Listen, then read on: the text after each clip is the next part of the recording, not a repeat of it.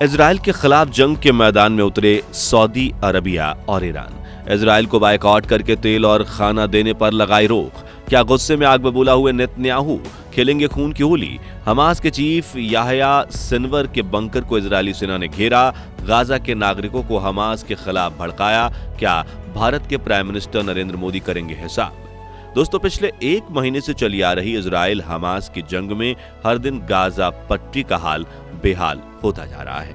24 घंटे बरस रहे गोला बारूद से बचने के लिए गाजा के निवासियों के पास ना तो कोई छत है और ना ही कोई सुरंग, क्योंकि जहां एक तरफ इजराइल गाजा पर बम गिराकर हर एक इमारत को चुन चुन कर मिट्टी में मिला रहा है, वहीं इजराइल सेना से बचने और सही मौके पर लड़ने के लिए हमास ने अपनी सभी सुरंगों के एंट्री एग्जिट पॉइंट्स को अंदर से ब्लॉक कर दिया है। वहीं दुनिया भर की सरकारें भी गाजा के नागरिकों की स्थिति से हमदर्दी तो दिखा रही है, लेकिन गाजा से उनके निकास का कोई प्लान नहीं बना रही, क्योंकि कोई भी खाड़ी देश इन लाखों मासूमों को अपने देश की नागरिकता नहीं देना चाहता।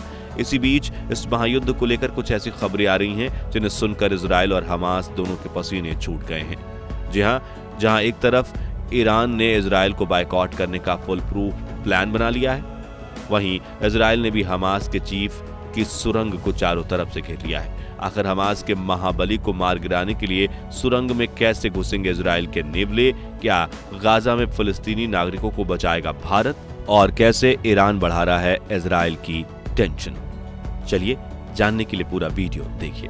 दोस्तों, इस वक्त इजराइल की सेना भूखे भेड़ियों की तरह हमास का शिकार करने के लिए गाजा पर टूट पड़ी है और करीब 3 लाख सैनिक गाजा के अंदर घुसते हुए इसकी बॉर्डर को छोटा करते जा रहे हैं, ताकि आखिर में हमास के लड़ाके एक सेंटर तक पहुंच जाएं जहां उन्हें घेरना आसान हो जाए। लेकिन खबरों के मुताबिक इजरायली सेना गाजा पट्टी में जितना अंदर घुस रही है, उनकी मुश्किलें उतनी ही ज्यादा बढ़ रही हैं, क्योंकि हमास ने उनके लिए जगह जगह पर जाल बिछा कर रखे हैं। जी हां, जहां एक तरफ सुरंगों के दरवाजे पर काफी खतरनाक बम लगाए गए हैं जिन्हें खोलते ही बड़ा ब्लास्ट हो रहा है, वहीं पूरे गाजा में हजारों लैंडमाइंस बिछाई गई हैं जो इजरायली सेना के कई जवानों के चीथड़े उड़ा रही है। इसके अलावा हमास के लड़ाके अपनी सुरंगों से निकलकर इजरायली सेना की कई टुकड़ियों को चारों तरफ से घेर रहे हैं और एंटी टैंक मिसाइल से उनके टैंक तबाह कर रहे हैं। वहीं इजराइल के भड़के हुए सैनिक भी एयर प्लस ग्राउंड ऑपरेशन करके हमास के कई अड्डों को तबाह कर चुके हैं। यानी आमने सामने के इस जंग में रोजाना दोनों तरफ से कई जानें जा रही हैं और काफी तबाही मच रही है। इसी बीच इजराइल के रक्षा मंत्री ने एक ऐसा दावा किया है जिससे पूरी दुनिया के होश उड़ गए हैं।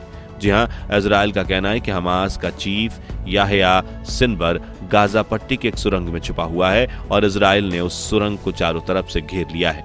लेकिन ये बंकर कहां है और इसके अंदर हमास चीफ के साथ कितने लड़ाकों की सेना मौजूद है, इसके बारे में आईडीएफ ने कोई जानकारी नहीं दी है।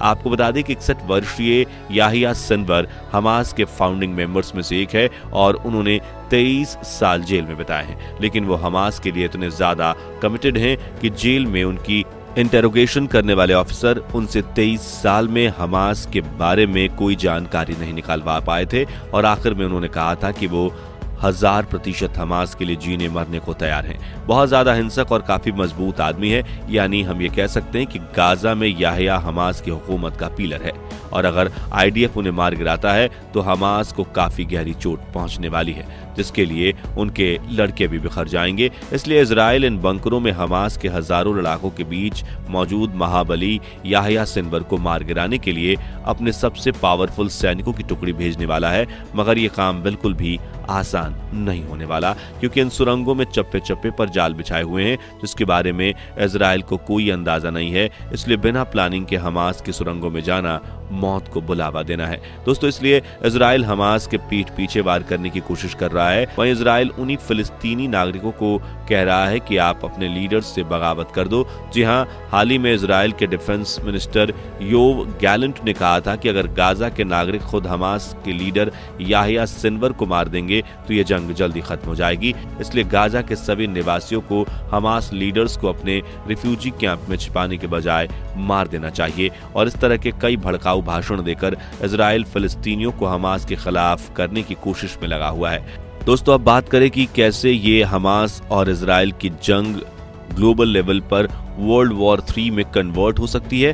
तो बता दें कि इस जंग में अमेरिका साफ तौर पर इजराइल का साथ दे रहा है, इसलिए रूस ईरान से हाथ मिलाकर इजराइल के खिलाफ खड़ा हो चुका है। वहीं सऊदी अरेबिया भी इजराइल के साथ अपने सभी कॉन्ट्रैक्ट तोड़ चुका है और ईरान के साथ मिलकर गाजा पट्टी में इजराइल का नामो निशान मिटाने के मुद्दे पर चर्चा कर रहा है। ऐसे में दुनिया भर के सभी देशों पर दबाव आ रहा है कि वो दोनों में से एक साइड को चुने, जिसे लेकर हाल ही में ईरान ने भारत से बातचीत की है। 6 नवंबर की शाम हुई इस मीटिंग में ईरान के राष्ट्रपति इब्राहिम रईसी ने प्राइम मिनिस्टर मोदी से कहा कि मध्य पूर्व में हो रही इस तरह की घटनाओं और संघर्ष को रोकने के लिए भारत को अपनी पूरी क्षमताओं का इस्तेमाल करना चाहिए। आगे उन्होंने कहा कि आज भारत से उम्मीद है कि वो गाजा के बशिंदों यानी कि नागरिकों के खिलाफ इजराइल के अपराधों को रोकने के लिए अपनी पूरी क्षमता का इस्तेमाल करें। ईरान की मीडिया के मुताबिक इस बातचीत के दौरान प्राइम मिनिस्टर नरेंद्र मोदी ने इजरायली शासन के अत्याचारों की आलोचना की और फिलिस्तीनी इलाकों में हो रहे नरसंहार की वास्तविक और स्पष्ट स्थिति की जानकारी देने के लिए ईरान को शुक्रिया कहा। लेकिन प्रधानमंत्री कार्यालय की ओर से जारी किए गए बयान में इस बात का जिक्र नहीं है और सिर्फ इतना कहा गया है कि इस बातचीत के दौरान मोदी जी ने गाजा में हालात बेकाबू होने से रोकने, मानवीय मदद पहुंचाने के प्रयास जारी रखने और पूरे क्षेत्र में शांति और स्थिरता को तुरंत लाने की बात पर जोर दिया। यानी कि इस वक्त भी भारत इजराइल और फिलिस्तीन में किसी भी देश का पक्ष नहीं लेना चाहता, क्योंकि अगर एक बार भारत ने किसी एक देश का पक्ष लिया तो दूसरे देश का पक्का हिसाब हो जाएगा, क्योंकि भारत के पास इस वक्त 20 लाख एक्टिव रिजर्व सैनिक की फोर्स है जो इतनी काबिल है कि एक बार जंग में उतर गई तो सामने वाले का सफाया किए बिना नहीं रुकेगी।